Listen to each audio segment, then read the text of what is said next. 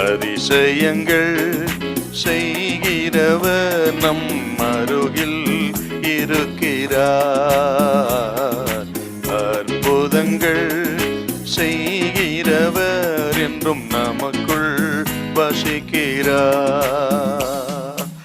யோவான் 21:20-21-22 பாத்தீங்கன்னா, பேதுரு திரும்பி பார்த்து, இயேசுவுக்கு அன்பா இருந்தவனும் ராபோஜனம் பண்ணுகையில் அவர் மார்பிலே சாய்ந்து, ஆண்டவரே உம்மை காட்டி கொடுக்கிறவன் யார் என்று கேட்டவனுமாகிய சீஷன் பின்னே வருகிறதை கண்டான். அவனை கண்டு பேதுரு இயேசுவை நோக்கி, ஆண்டவரே, இவன் காரியம் என்ன என்றான். அதற்கு இயேசு, நான் வருமளவும் இவன் இருக்க எனக்கு சித்தமானால் உனக்கென்ன, நீ என்னை பின்பற்றி வா.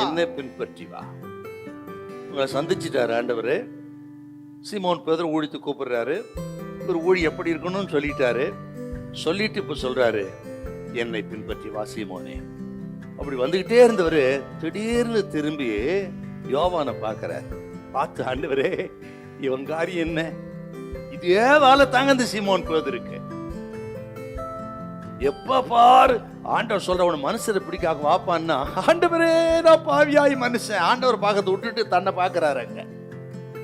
அப்புறம் கடல் மேல் நடக்கிற விஷயத்துல பாத்தீங்கன்னா, பார்த்துக்கிட்டே வந்தவர் திடீர்னு புயலை பார்த்து அதை பார்த்து இதை பார்த்து அமிர்ந்து போயிடுறாரு. இதே வேலை தான்.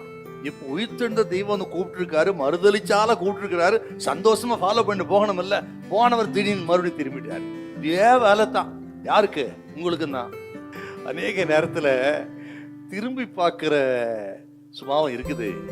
கர்த்தர் சொல்றாருங்க, யாரையும் பார்க்காதீங்க, அவரை மட்டும் பாருங்க. ஆண்டவர் இவன் காரியம் என்ன? அப்பா சொல்றாரு, மைண்ட் யுவர் பிசினஸ். நான் சொன்னதை செய், என்ன பின் ஃபாலோ மீ.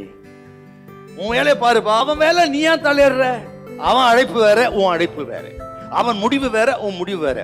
உன்னை நான் பயன்படுத்துகிற விதம் வேற, அவனை பயன்படுத்துகிற விதம் வேற. ஆகவே நீ என்னை பின்பற்றி வா. அத்தனை பேருக்கு ஆண்டவர் சொல்றாருங்க, உன் அழைப்பு வேற, அடுத்தவர்கள் அழைப்பு வேற, உன் ஆசீர்வாதம் வேற, அவர்கள் ஆசீர்வாதம் வேற, உன் வரம் வேற, அவர் வேற. உனக்கென்று கர்த்தர் வகுத்த பாதை வேற. ஆகவே அந்த பாதையில புறப்பட்டு வாங்க. அடுத்தவங்க வாழ்க்கையில தலையிடாதீங்க, அடுத்தவங்களை குறிச்சு கவலைப்படாதீங்க. நல்லதுக்காக கவலைப்படுங்க, ஆனால் இயேசுவையே பின்பற்றுங்க. உங்கள் முடிவு மகிமையா இருக்கான். அல்லேலூயா, அல்லேலூயா.